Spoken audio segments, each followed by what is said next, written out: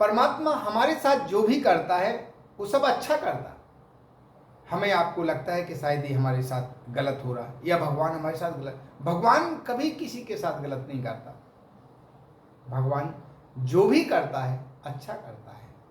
ऐसी इस प्रकार की एक कथा आती है कि एक जो है राजा थे, अपनी तलवार में धार लगा रहे थे, और जिस समय वो अपनी तलवार में धार लगा रहे थे तो उसी समय उनकी अंगुली उस तलवार से कट गई। वहां पर जो है मंत्री खड़े हुए थे, तो जैसे ही मंत्री ने देखा कि राजा की अंगुली कट गई, तुरंत मंत्री ने राजा से कहा, महाराज जो हुआ अच्छा हुआ। राजा बोले, कैसा मूर्ख मंत्री है, अरे मेरी उंगली कट गई और ये कह रहा है कि जो अच्छा हुआ अच्छा हुआ। राजा को गुस्सा आया और उठा करके मंत्री को जेल में डाल दिया, कैद खाने में बंद कर दिया गया। समय बीता, कुछ समय बीता, कुछ समय के बाद राजा शिकार खेलने के लिए अपनी सेना के साथ जंगल में गए। शिकार खेलते खेलते खेलते राजा इतने दूर सघन जो है वन में निकल गए, वहां रास्ता भटक गए कि उनकी जो सेना थी वो सेना से अलग हो गए और राजा अकेले हो गए। इस प्रकार राजा भागते भागते रास्ता जब भटक जाते हैं तो दूसरे देश की राजा की सीमा में पहुंच जाते हैं। वहां पर जो है एक महान पुरुष एक देवी को बलि चढ़ाने के लिए किसी पुरुष को उन्होंने बंदी बनाया था, और किसी कारणवश वो पुरुष जब भाग जाता है तो अन्य लोग बलि के लिए सुंदर पुरुष को जब खोजने के लिए निकलते हैं तो जैसी राजा हारे थके और एक पेड़ की छाया में बैठे हुए थे, जैसे ही लोगों ने देखा तुरंत राजा को बंदी बनाया और बंदी बना करके बलि के लिए ले जाते हैं। राजा को स्नान कराया गया, सुंदर वस्त्र पहनाए गए, सुंदर भोजन कराया गया। इतने में जो है एक वृद्ध बैठे हुए थे। अरे उन्होंने कहा कि पहले अंग चेक करो, ऐसा नहीं कि शरीर के किसी कोई अंग भंग तो नहीं है, कहीं किसी प्रकार के शरीर के समस्त अंगों को चेक कर लिया जाए, अगर कोई अंग भंग होगा तो देवी उस बलि को स्वीकार नहीं करती। जैसे ही एक वृद्ध पुरुष ने देखा तो राजा की एक अंगुली कटी हुई थी, और जैसे ही राजा की अंगुली कटी तो उन्होंने कहा नहीं ये खंडित है, अर्थात ये बलि देवी को समर्पित नहीं की जाएगी।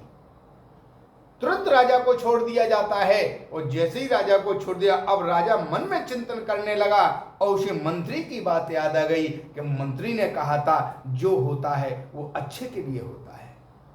तुरंत जो है राजा आए, और जैसे ही राजा ने अपने नगर में प्रवेश किया, लोगों को पता चल गया था कि राजा मार्ग भूल गए, राजा भटक गए, और जैसे ही राजा का आने का सुना समस्त बाजे बजाए गए, राजा का सुंदर स्वागत किया गया। जैसे ही राजा ने महलों में प्रवेश किया, बोले सबसे पहले मंत्री को जो कैद खाने में बंद है इतने दिनों से उनको बाहर निकाला जाए। मंत्री को बाहर निकाला गया। राजा के सामने सिर झुका करके मंत्री खड़े हो गए।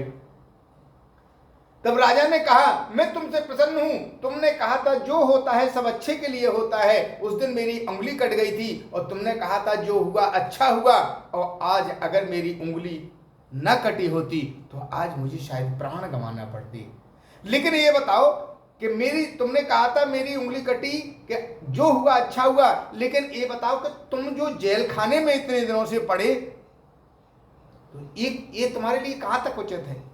तब मंत्री ने कहा कि महाराज ये भी जो हुआ ये भी अच्छा हुआ। बोले ऐसा क्यों? अरे मेरी तो उंगली कटी, चलो उसकी वजह से मैं बलि होने से बच गई, लेकिन तुम तो यहाँ जेल में इतने दिन पड़े रहे, कैद खाने में पड़े रहे, ये क्यों अच्छा हुआ?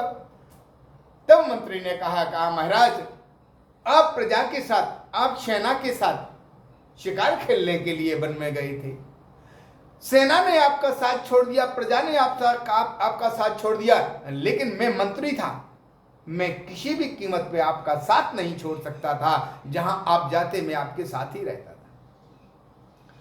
और वहां पर जब बंदी बनाए जाते तो आपके साथ मैं भी बंदी बनाया जाता, और जब उस